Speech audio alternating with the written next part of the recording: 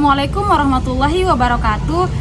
Hai teman-teman, selamat datang di podcast kami dari Kohati Komisariat Tarbiyah dan Keguruan Cabang Goa Raya. Di sini kita akan membahas tentang isu-isu terkini mengenai kasus-kasus yang sangat panas-panasnya dan sangat hot-hotnya untuk diperbincangkan. Jadi teman-teman, saya sekarang sedang berada di samping auditorium di UIN Alauddin Makassar. Sebelumnya saya Nur Wahida sebagai host dan kabit internal dari Kohati Tarbiyah. Saya sekarang sedang bersama dengan Kak Lili Cahyati dari kabit Diklat Kohati Batko Sulawesi Selatan. Nah teman-teman, jadi podcast ini bertujuan untuk menanggapi dari banyaknya kasus-kasus kekerasan seksual yang berada di lingkup kampus, bukan hanya dari kampus UIN Alauddin Makassar, tapi dari kampus-kampus yang lain. Nah, karena podcast ini bertujuan untuk menanggapi kasus-kasus yang seperti itu, dan di Makassar ini, di banyaknya kampus itu seringkali terjadi hal-hal seperti itu, tapi tidak disuarakan, dan banyak juga yang dikeluarkan, yang disuarakan, tapi tidak ada upaya begitu. Makanya kita hari ini membincang hal itu, Kak. Dan kemarin juga itu sempat terjadi kasus pelecehan seksual di UIN Alauddin, khususnya di Fakultas Adab dan Humaniora. Nah, menurut Kakak ini, menurut Yunda, bagaimana tanggapan Yunda terkait dengan kasus pelecehan seksual yang berada di Fakultas Adab dan Humaniora yang dilakukan oleh oknum dosen, yang pada saat itu juga pelaku atau korban itu sedang melakukan penyetoraan hafalan. Nah, di situ terjadi pelecehan seksual, dan itu sekarang panas-panasnya dibahas, begitu Kak. Jadi bagaimana tanggapannya Yunda terkait dengan pelecehan seksual seperti itu? Oke, menanggapi sekaitan pelecehan atau kekerasan seksual yang berada di lingkungan kampus, khususnya yang ada di UIN Alauddin Makassar. Jadi ketika melihat kampus atau lingkungan universitas itu memang menjadi salah satu pusat atau jadi wadah bagaimana kemudian pelecehan dan kekerasan seksual terjadi. Nah, ketika membincang persoalan isu-isu kekerasan seksual, teman-teman bisa lihat bagaimana respon dari birokrasi, bagaimana respon daripada mahasiswa ketika isu itu beredar. Dan sebenarnya ketika isu pelecehan dan kekerasan seksual terus diperbincangkan, itu harusnya ada output yang menjadi pengawalan isu atau upaya bagi teman-teman khususnya ada di organisasi atau mahasiswa-mahasiswa yang bergelut di bidang keperempuanan untuk melakukan pengadvokasian untuk mengawal isu kekerasan seksual. Dan sebenarnya kasus pelecehan seksual dan kekerasan seksual itu tidak hanya menjadi hal yang sangat ramai diperbincangkan, tetapi karena ada media yang kemudian menjadi faktor utama, sehingga media ini menghimpun bagaimana halayak menerima seperti apa faktor yang disebabkan oleh hadirnya kekerasan dan pelecehan seksual. Pelecehan seksual ini kan sudah menjadi virus begitu Kak di kampus, baik itu kampus UIN atau kampus-kampus yang berada di Makassar. Dan kita lihat sekarang ini bahwa pelecehan seksual ini kayak tidak ada lagi pergerakan gitu, dari baik itu dari kampus, dari mahasiswa itu sendiri. Tidak ada upaya untuk menanggulangi hal-hal seperti ini. Oke, kalau itu mirisnya sih Kak. Oke, kalau host mungkin katakan bahwa tidak ada lagi upaya yang bisa dilakukan oleh instansi ataupun birokrasi kampus. Teman-teman bisa lihat pelaku atau siapa yang melakukan pelecehan atau kekerasan seksual itu ada dari oknum birokrasi. Otomatis yang perlu dikuatkan adalah relasi kuasa yang memihak atau pro terhadap korban dari kekerasan dan pelecehan seksual. Itu bisa menjadi timbal balik bagaimana untuk menanggulangi, salah satu upaya ya, menanggulangi ini kekerasan seksual atau pelecehan seksual. Dan saya sepakati bahwa sekarang memang agak redup pergerakan yang mengawal isu terkait kekerasan seksual dan pelecehan seksual. Dan ketika kita lihat secara historis, pelecehan seksual dan kekerasan seksual yang beredar sampai sekarang itu mungkin agak sering disuarakan karena memang sangat marak, apalagi di lingkungan kampus, dan pelakunya itu bukan saja hanya dari oknum mahasiswa, tetapi dari birokrasi, dosen, atau staf-staf kampus. Jadi Kak, menanggapi juga hal itu tadi, bahwa banyak korban pelecehan seksual ini yang takut begitu Kak untuk melapor ke pihak-pihak yang berwajib, karena takutnya mereka yang disalahkan lagi begitu. Makanya baru beberapa 1 atau 2 kali itu yang sempat viral itu karena banyak yang melapor.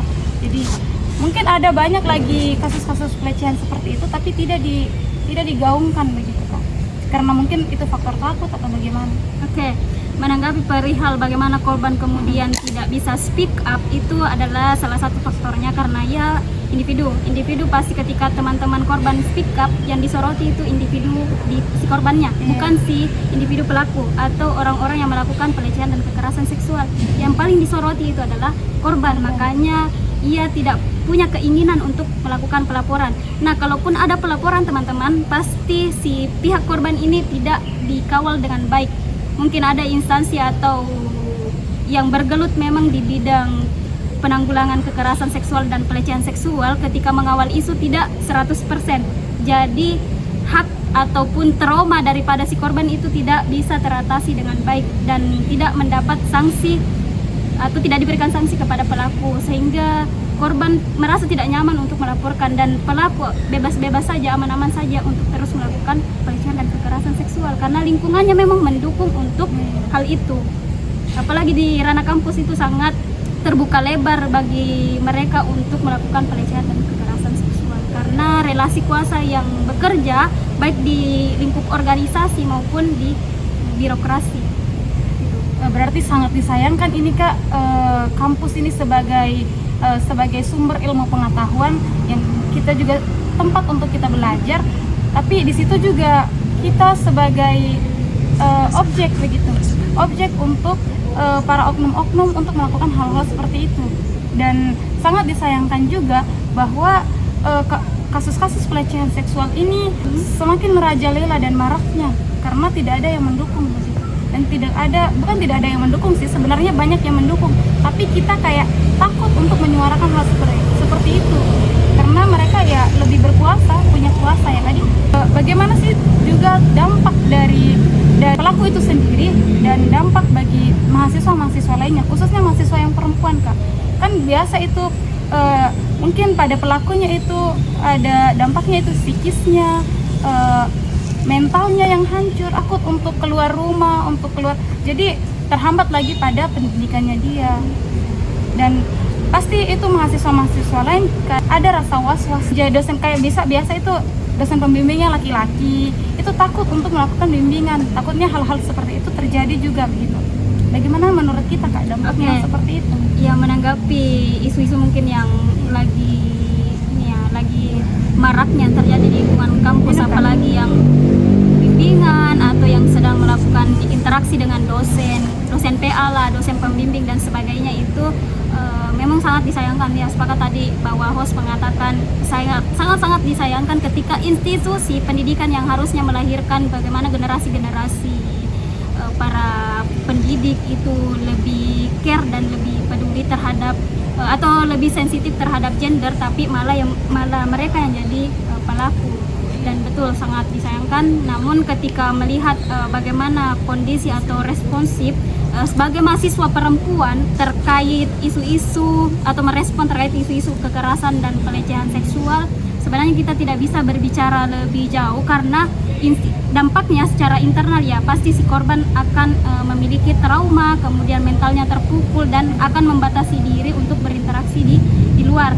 Jadi interaksi sosialnya akan di-cut atau dibatasi dengan lingkungan luar. Nah, kemudian dampak eksternalnya adalah lingkungan kampus terus menjaga nama baik.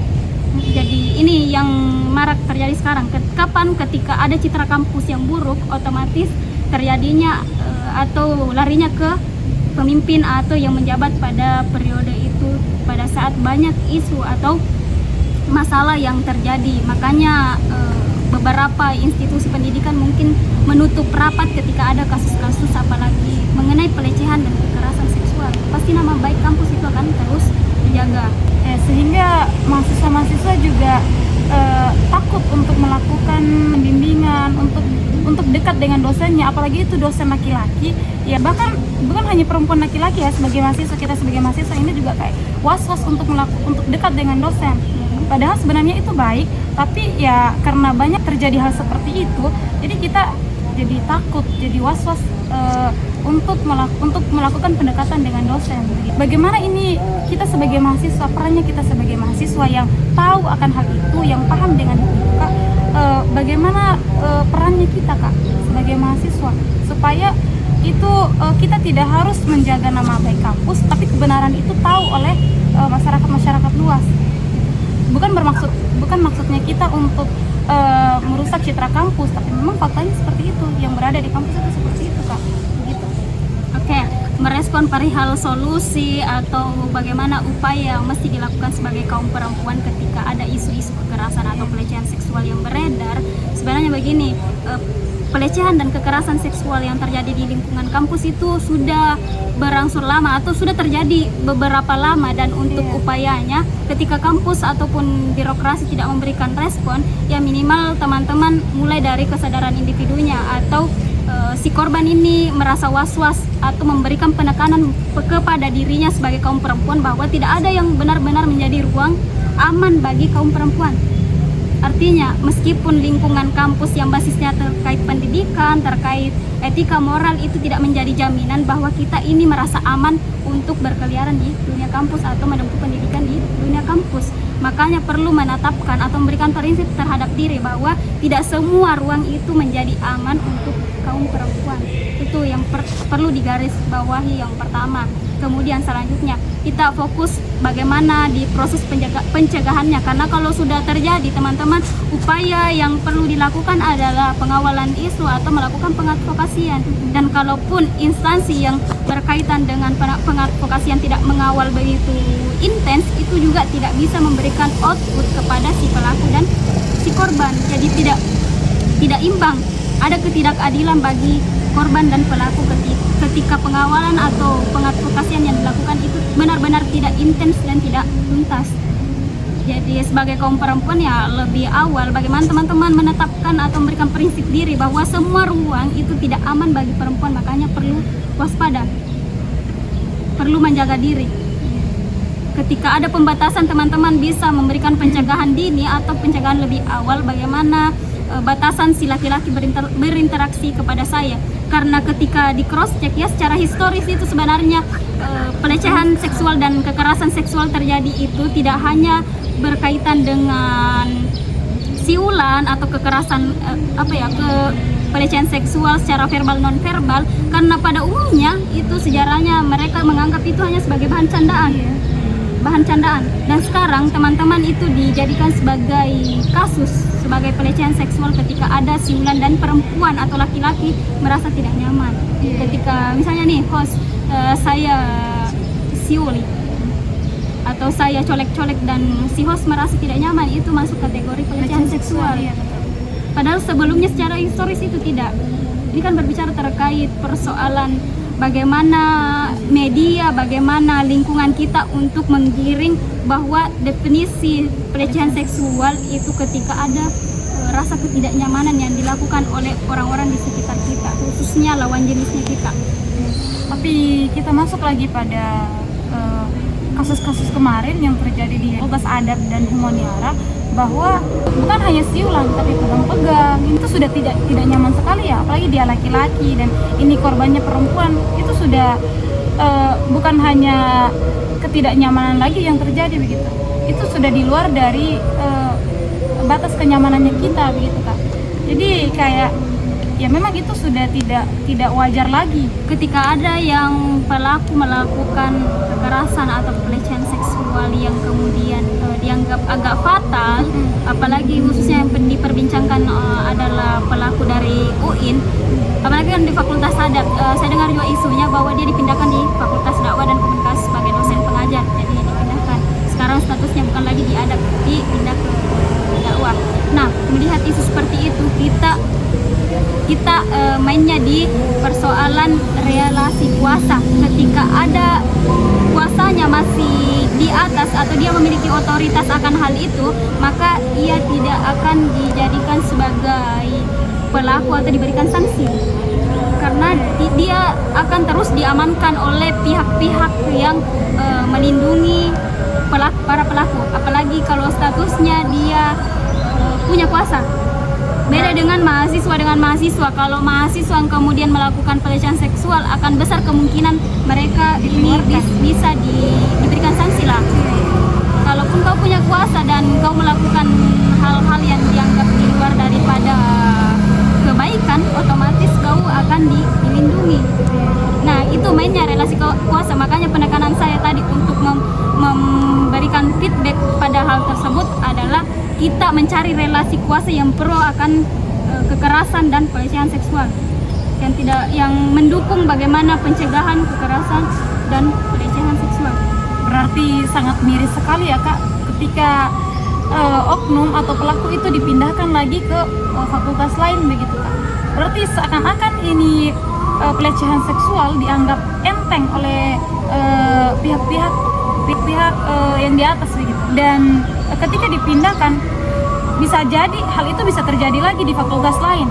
Secara logikanya begitu ya Kak. Kita sebagai mahasiswa yang mungkin berada di fakultas dakwah lagi ya was-was, apalagi mereka sudah tahu bahwa hal itu sudah terjadi begitu. Jadi bagaimana menurut Kakak, apa tindak lanjutnya selain dari dipindahkan? Karena kalau dipindahkan pelaku ini itu berpotensi untuk hal itu bisa terjadi lagi di fakultas lain. Apa sih efek jerah supaya hal itu sudah tidak terjadi lagi? Konsekuensi bagi pelaku, sebenarnya ada regulasi yang kemudian mengatur bagaimana pelaku kekerasan dan pelecehan seksual yang telah melakukan hal tersebut itu bisa diberikan sanksi, tetapi yang kemudian dilakukan oleh pihak kampus atau orang-orang yang mestinya melakukan penerapan terhadap kebijakan yang terjadi itu tidak melaksanakan dengan baik. Teman-teman itu bisa cross check, ada pernah dikeluarkan oleh Kemendikbud bagaimana ini regulasi sekaitan dengan pelecehan dan kekerasan seksual di lingkungan kampus.